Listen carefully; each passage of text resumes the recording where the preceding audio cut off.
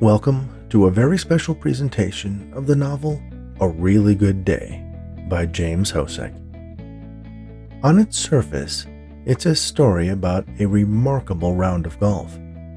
But if you're not a golfer, if you quickly change the channel, if you accidentally come upon a tournament on TV, I encourage you to listen anyway. It's a story about family and friendship. It's a story about redemption and second chances. It's a story about promises made and promises kept. It's a story about once-in-a-lifetime experiences. But most of all, it is one man's love letter to his family. That man was my brother, the author, James Hosek. Aside from being an amazing veterinarian, woodworker, gardener, husband, father, brother, son, and friend, he was a writer. Writers are often told to write what they know. And in this, his first book, he did that in more ways than I can count. It will make you laugh, it will make you cry, and it will make you stand up and cheer. So sit back and enjoy as Jim takes you on a fun, entertaining journey through 18 holes of golf and one man's really good day. Chapter 24. The Miracle. From where she sat, Sarah could see the ball was going to be short. She had so wanted him to make it. She felt Gina's hand on her shoulder, a comforting touch. "What's that?" someone shouted from the tee. Scott tried to focus his eyes on the dark water that the ball was heading for. There was a darker area, rippling, like the ball had already fallen there. Ellie, whose camera was still following the ball, captured perhaps the best shot of what happened next. The events of the next couple of seconds would be replayed over and over for days to come.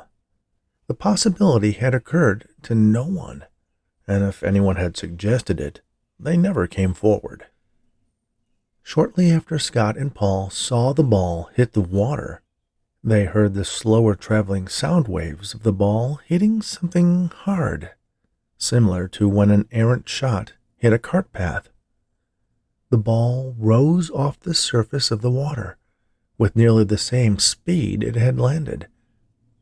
"Oh my God," Scott muttered. "Holy Moses," added Paul. Andrew Patterson's remark would be impolite to record. Ellie zoomed in on the dark object sticking out of the water.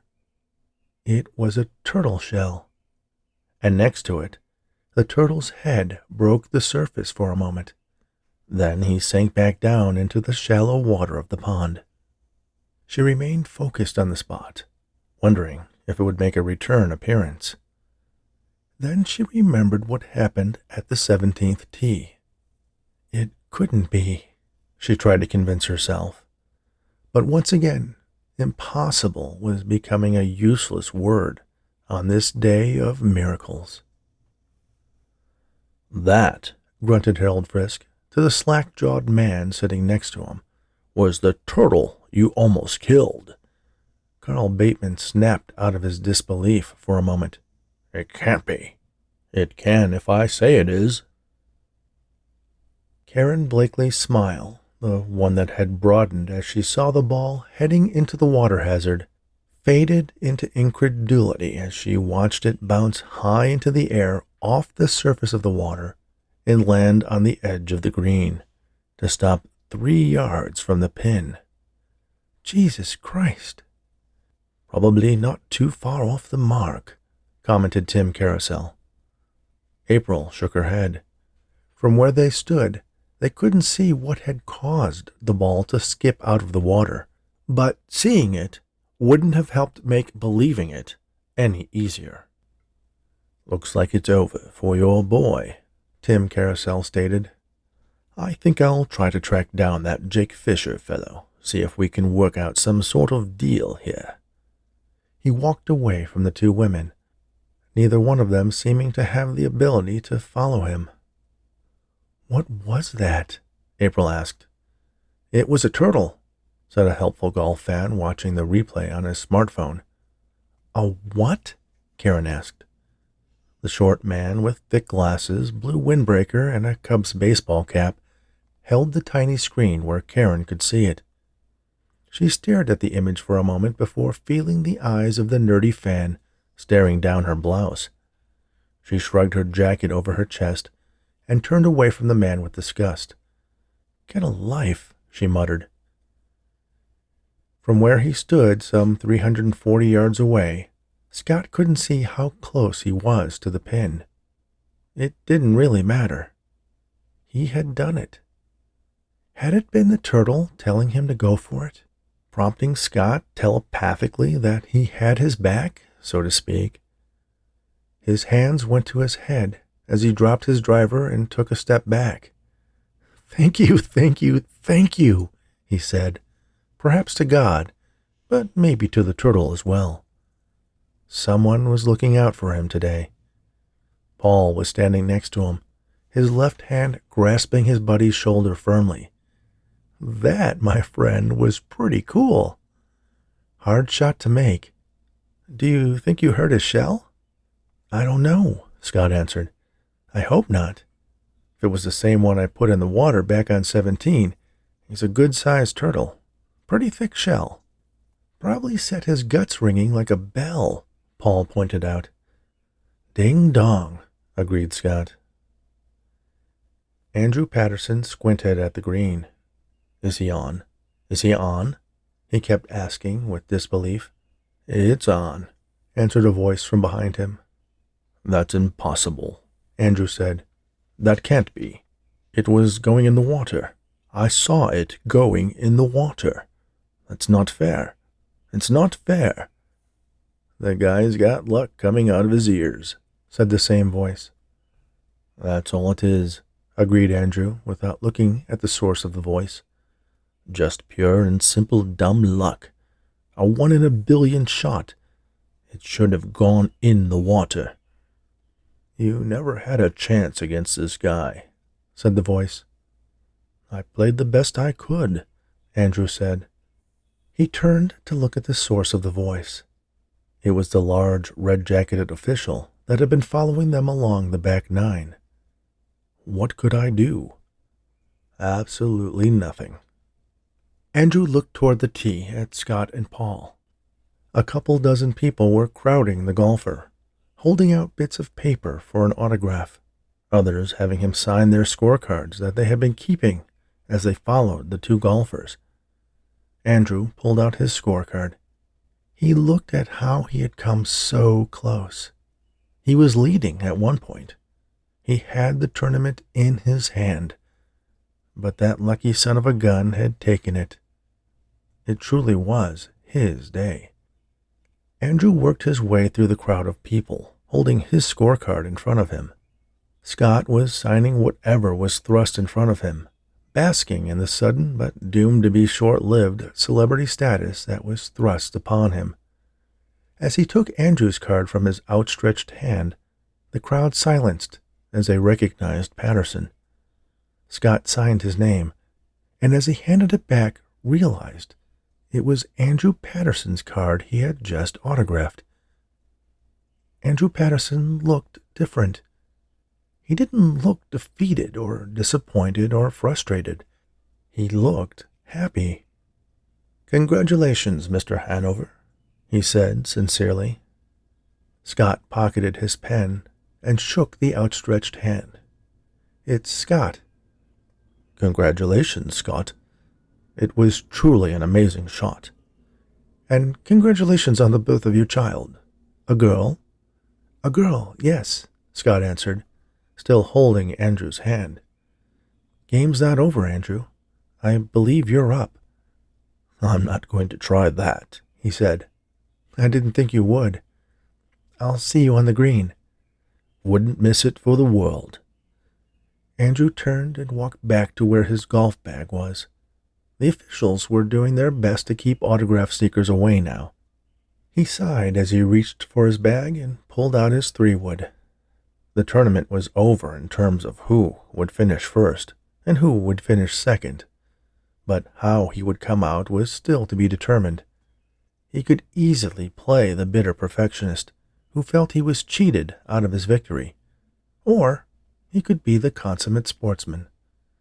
He realized that for Scott Hanover, this was a day that would come only once. Andrew had many victories in his future.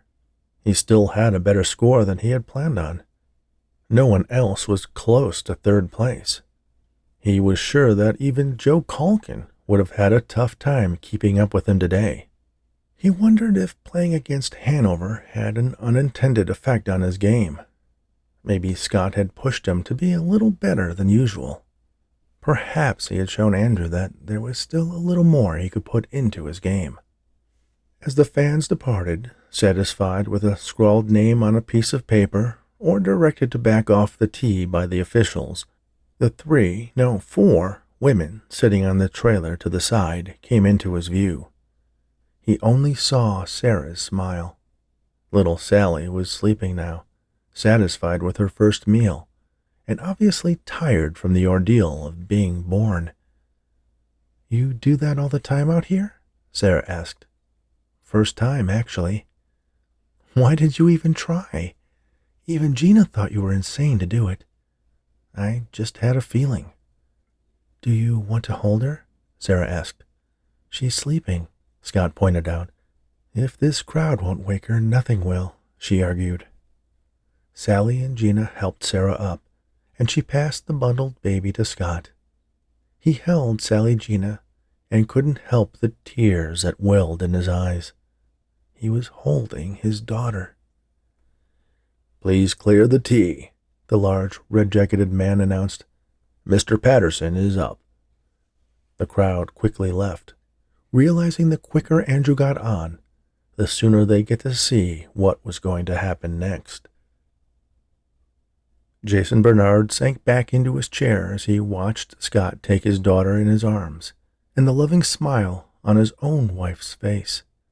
He had recounted the miracle drive 5 times for the viewing public, and now Patterson was getting ready to make his hit. It had been a miracle. It had been obvious from almost the moment the ball left the tee that it was destined for the water, and Jason had felt the adrenaline rush that had been supporting him drain for an instant, only to be replaced by amazement as the ball bounced off what he first thought was a rock in the water. When Ellie zoomed in on the turtle, he just kept repeating, "It's a miracle! It's a miracle!" How else would one describe it? Freddie had gone bonkers at the prospect that Scott Hanover was 1 stroke away from being alone with the lowest score in golf. A 58, 14 strokes under par. And he did it, having 1 bogey and 2, possibly 3 eagles. Fred was trying to find out if anyone had even 2 eagles in a round before, let alone 3. Then there had been the scene of Scott and Andrew shaking hands, exchanging words, like they were the best of buddies. What was that all about? It would have to wait until a post-game interview. He hoped he'd be able to talk to Scott before he had to take his wife and daughter to the hospital. The police had reported that the ambulance had almost made it to Central Avenue and would be in the parking lot in a matter of minutes. Despite the immensity of the moment, Jason had found the words to express the situation to millions of television viewers. It was certainly different than reporting and editing things down back at the studio. He liked doing this. He liked it a lot. If only it wasn't golf, he kept telling himself with a smile. But still, today had been anything but boring. With only 2 golfers being followed, the pace was a little slow as they trailed from shot to shot, but he and Lucy had managed to fill up the downtime with interesting bits. Ellie's camera was on Andrew Patterson getting ready for his tee shot, a man doomed to second place by circumstances outside his control, and seemingly accepting of the situation. Andrew couldn't help thinking of Hanover's tee shot. He was so sure that it was in the water. It was in the water. Part of him was relieved the pressure was off. He could finish the tournament, and when Hanover, as he hoped, turned down the invitation to the Pro-Am, he would accept graciously. He thought it ironic that Hanover had entered the tournament because of Joe Calkin's injury, and now Andrew would be tempting a pro career due to another man's promise to his wife. Cecily, he thought. Where was Cecily? Did she even know what was going on? Probably not. She was likely getting ready for their evening out to celebrate. She had never attended any of his golf tournaments, and he didn't expect her to. She would be extremely bored. Undoubtedly, she'd be disappointed that Andrew lost, but excited he'd get to play in the Pro-Am. She was predictable that way. He looked at his ball, drew back his club, and imparted a mild counterclockwise spin to the ball. It soared around the edge of the pond, landing on the fairway about halfway to the hole. The applause was there, but tempered. Compared to Scott Hanover, his superb drive was like a duffed shot.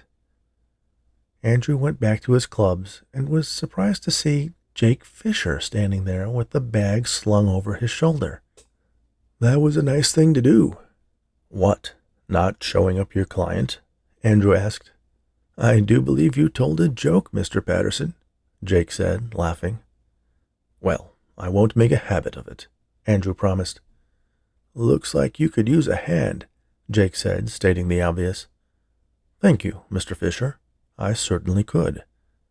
He handed his driver to his new caddy, who found its slot in the bag. Jake walked up next to Andrew Patterson, and the two started trekking down the fairway. Andrew thought how strange it was to have a caddy walk next to him. It was turning out to be an unusual day all around. Paul pointed out the sight of Andrew and Jake jabbering as the two men walked down the fairway. Is that legal to change caddies? Paul asked. Doesn't bother me, Scott answered.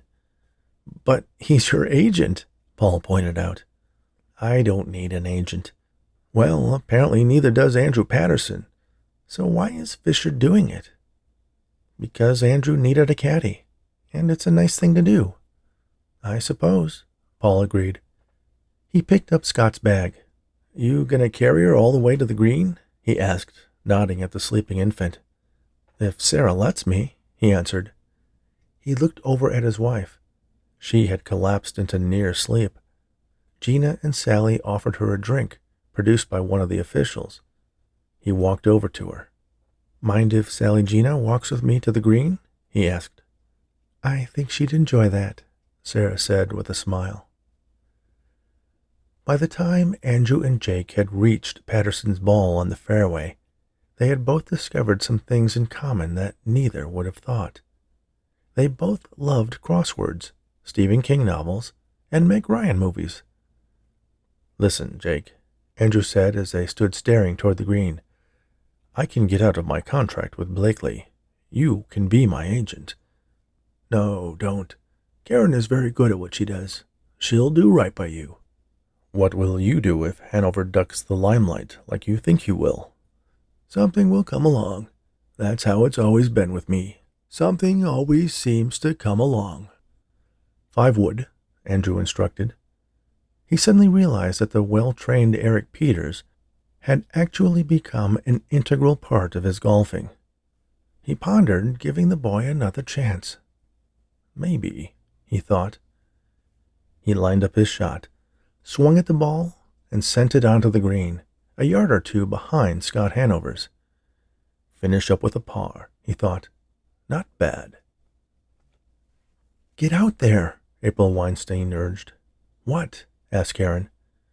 Fisher's carrying Patterson's bag. You go out there and do that. He's your client. Karen stared at her boss in disbelief. Do you know what I've been through today? That wild goose chase you sent me on at the marathon landed me 3 tickets. I had to walk 2 miles in those shoes. I've ruined the suit, the blouse, and the pantyhose.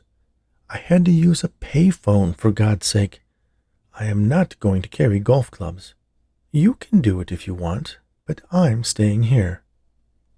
April made an exasperated noise, gave up the argument, and stomped off towards the clubhouse. There was no reason for her to be there anymore. Scott and Steve caught up to Jake and Andrew halfway to the green from his second shot. The girls on the trailer had been ushered through and waited on the cart path behind the 18th green. Andrew stopped to admire Hanover's daughter. "I suppose she'll look a little more human in a couple of days," he said, consoling him. "I told you," Paul said with righteous indignation. "Another joke, Andrew?" commented Jake. "You might just be human after all." Andrew chuckled at the comment. "Touché," he agreed. "This is Sally Gina Hanover, Andrew," Scott said, introducing the baby. "Pleased to meet you, young lady. You sure picked a good time to make your appearance. You'll get to see your daddy kick my butt, and on your birthday to boot." "You know I wasn't playing against you, Andrew," Scott explained. "No, but I was playing against you. That's why I lost. And despite the frustration, it has been a great experience. Life-altering, one might say." They reached the green. "I hate to say it, Andrew, but you're still away." "Of course," sighed Andrew. Scott took Sally Gina over to Sarah, and she snuggled in. Scott pulled his Cayman Island penny from his pocket. He marked the ball and pocketed it. Andrew marked his ball, picking it up to check for any damage and to clean it. He replaced it quickly, aware that the crowd was unwilling to broach any delay in the proceedings. He lined up his putt. The green was fairly flat. He just needed to get close to the hole for a par. That was all he wanted. It was all he needed. He tapped the ball, and it rolled up to the hole, broke a little left, and stopped about 6 inches from the cup. He looked at Scott Hanover. He hoped that the man had noticed the break near the hole. Scott's ball was nearly on the same line, and to ignore it would ruin any chance he had of breaking the record. Furthermore, if Andrew were to mention it to Scott, he would give the golfer a 2-stroke penalty for taking advice on the course. He didn't want to do that. The crowd applauded Andrew's effort, and he walked over and tapped his ball in for par. More applause, and Andrew removed his hat and waved to the crowd. He walked to where Jake Fisher was standing with his bag. Jake took the putter and slipped it back into Andrew's handmade cover, sliding it gently into the bag. He was glad his initial assessment of the man was wrong. Or was it that the man had changed? Had a day of miracles not only affected Jake's life, but the life of a man who had known nothing but victories up until now? By accepting his defeat, hadn't he truly won something better? Jake thought so. He truly did. "Nice shot," Jake said. Andrew turned and looked at him. For 2 years, he had abhorred any comments from the several boys who had carried his bags. He always thought such comments were redundant, to say the least.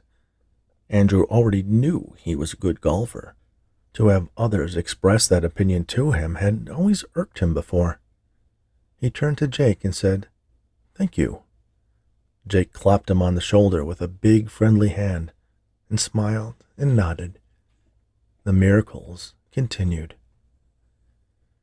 "One putt to go," Paul said. "If I make it," Scott answered. "Do you have any doubts?" Paul asked. "You're here.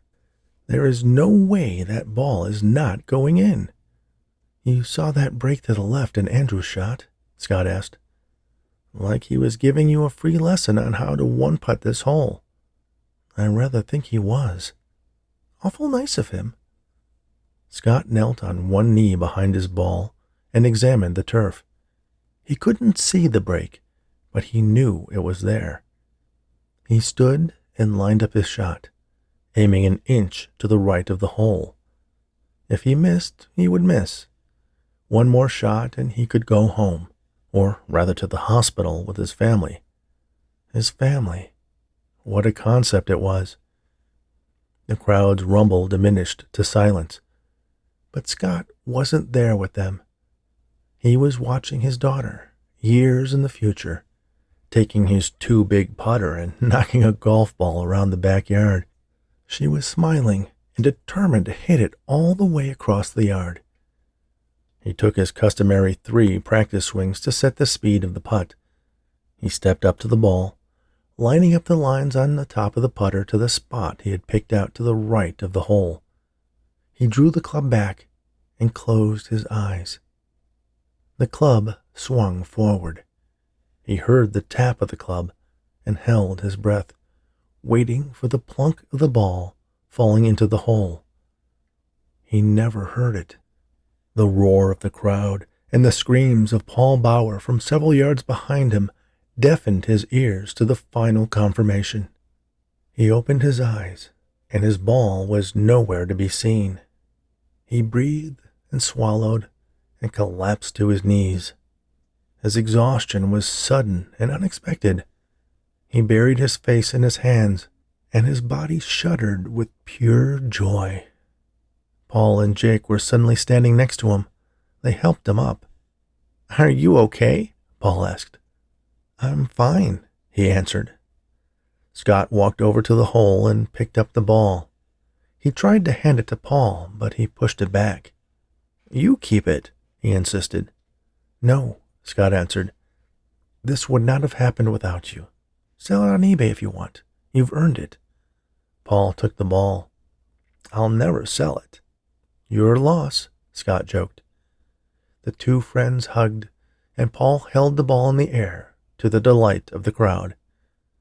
Scott glanced toward Sarah and Sally Gina in the golf cart. He handed his putter to Paul. "I've got to go, buddy." Paul took the club. "Go. I'll talk to you later." "Don't let him go," Jason screamed into Ellie's headphones. She slipped the headphones down around her neck as her camera pointed at the new family bouncing away in the golf cart. Jason did deserve to interview the man who had just golfed a 58, but Hanover's family had first claim on him today. She turned her camera to Paul, slipped her headphones back on, and clicked her microphone. "Here's a guy with the inside story," she said. "Interview him." Jason was silent for a second, thinking over the possibilities. From his booth, he could see Hanover's golf cart racing through the crowd to the waiting ambulance. Any port in a storm, he realized. "Give him an earphone and a microphone," he ordered. Ellie was quick to reply. "And here, with a point of view rarely seen in these events, is Scott Hanover's caddy, Paul Bauer," Jason said, introducing him. Paul smiled at the camera. "Just call me Zorro." Epilogue. 19th hole. Sally and Gina arrived from the kitchen carrying trays of steaming chicken wings, egg rolls, cocktail wieners, and breaded cheese sticks. "Get your heart attacks here," said Sally, smiling as she set her tray on the coffee table. At the table was Sarah, with little Sally Gina, enjoying her evening meal courtesy of her mother in a very nice glider rocker with matching footstool. On the sofa, Scott, Paul, and Jake dug hungrily into the food, earning disgusted looks from the women. Sally and Gina sat on the settee to their right, taking an appropriate portion of the snacks as they settled in to watch the big day on television. A lot had happened in the last 4 weeks, and this afternoon was the culmination of those events. "Here it comes," Jake announced, as the television coverage of the tournament broke away for some commercial announcements. Andrew Patterson appeared on the screen, walking slowly across a green on a beautifully manicured golf course, dressed in a slightly toned-down version of his playing attire. "I'm Andrew Patterson. I have the great distinction of being the guy Scott Hanover beat when he scored his record-breaking round of 58. One thing I learned was never to underestimate your opponent's luck. The other thing is that if you can't be lucky, use Callaway. I wouldn't be on the course with anything less."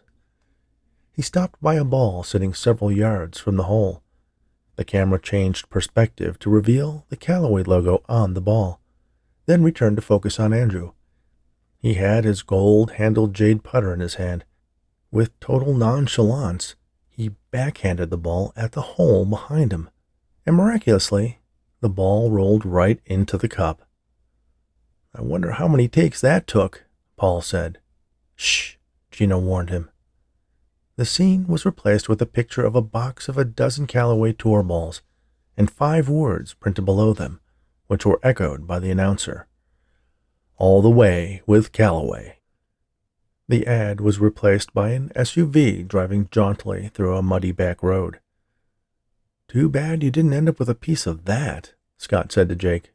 That's okay. Karen Blakely did end up working pretty hard to convince Tim Carousel that since you weren't available, Andrew would be the man they wanted.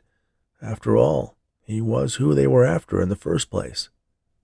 Still, he should have been your client, Gina said. April had no business sending Karen out like that.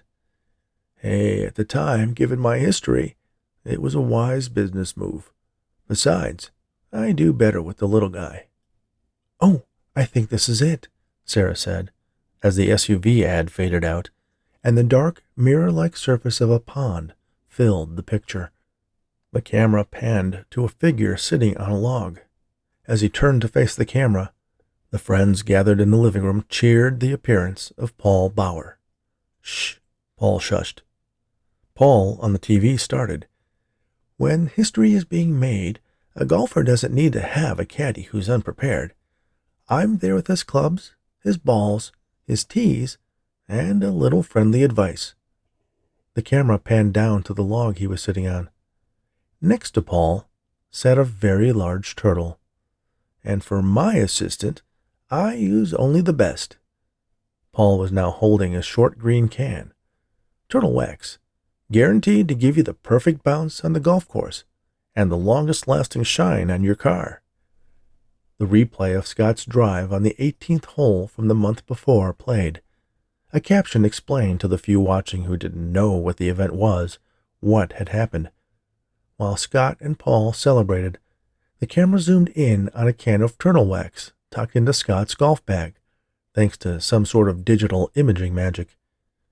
The scene cut back to Paul sitting by the pond. When you need extra protection for your car, or your turtle. He was now holding up the turtle. The turtle wax logo replaced their picture, and the announcer reiterated the message to run out and buy turtle wax now. Everyone applauded. Paul stood and took his bows. That, said Scott to Jake, was a stroke of genius. Well, it's nice to know I still have the old instincts. He's got more than that, Gina said. Are you going to tell them now, or shall I? Jake chuckled. Gina and I are engaged. Gina pulled out her left hand. A sparkling diamond ring adorned the third finger. The stone was significant but tasteful. She stood and walked to Sarah so she could get a look without disturbing the now snoozing Sally Gina. The little girl had been able to sleep through almost everything. Scott attributed it to her first day of life at a golf tournament. The television returned to the coverage of the Callaway Pro-Am tournament. Jason Bernard was summing up the tournament so far. You must be pretty proud of Jason's career taking off, Sarah said to Sally. Sally blushed and smiled. He never liked golf, and now they got him working the pro tournaments. But come next summer, he'll need to find something a little less demanding. Why? Sarah asked. Oh, it's probably too early, but I have to tell somebody. And you're all like family to Jason and me, she began. You're not. We are, exclaimed Sally. I'm due July 4th, if you can believe it. Oh, Sally, cried Sarah. I'm so happy for you, for the both of you. You hang around enough babies, those old instincts to procreate kick in, she explained. Congratulations spilled forth from around the room, accompanied by hugs and kisses. You'll be next, Paul warned Jake. Someday, Jake agreed. Lots of things I still have to work out. Well, just stay my agent, Paul urged him. You got it. Jake turned to Scott. How about you? I have half a dozen offers if you're interested. I really don't have the time or desire, Jake, Scott said. I've got my memories of that day, and to sell them just doesn't seem right. Paul can sell them all he wants, but I'll keep things the way they are. Had to ask, Jake apologized. "We thank you for your concern," Sarah said. "I'm just glad to have Sally's dad around every weekend." Scott looked over at the trophy sitting on the mantelpiece. Hanging above it was the plaque from the USGA, recognizing his record-setting round. Next to that was a picture of Scott and Sarah and Sally Gina on the golf course, sent to him by an anonymous photographer. His mind drifted back to that moment. It truly had been a really good day. Author's note: thanks for taking the time to enjoy my golf fantasy, as I've taken to call it. George Dunn National Golf Course is real, and I've played it many times. I did take some liberties with some of the holes to help with the story, but for the most part, the course is as Scott and Andrew played it. As many golfers know, even though a lot of Scott's shots seemed incredible, none of them were impossible. I hope I haven't broken any USGA golf rules, or at least interpreted them in the spirit they were intended. I did make up the Niagara and the tournament, along with the USA Sports Network. Any other similarities to actual people or organizations are totally coincidental. Special thanks to Rachel and Dan Mitchell for their early read-through, their suggestions and encouragement. Much appreciation to Rick Schoenfield for his thorough proofreading and corrections. Thanks to my brother Rich for getting me out on the golf course all those early mornings in college. It's still as fun now as it was then. James Hosek. About the author. Dr. James Hosek, DVM, was born in Chicago, Illinois, and grew up in Stickney, Illinois. He attended Thomas Alva Edison Elementary School and J. Sterling Morton West High School. He received his BS and DVM from the University of Illinois at Urbana-Champaign. He currently has a house call practice on the north side of Chicago and is the owner of Merrick Animal Hospital in Brookfield, Illinois. He is married and has 2 boys, hopefully future golfers. He also has been adopted by 2 cats, Sanyania and Hedwig.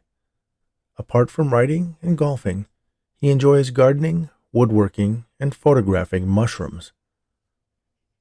Jim passed away in December of 2023 and left behind a legacy of family, friends, and fiction.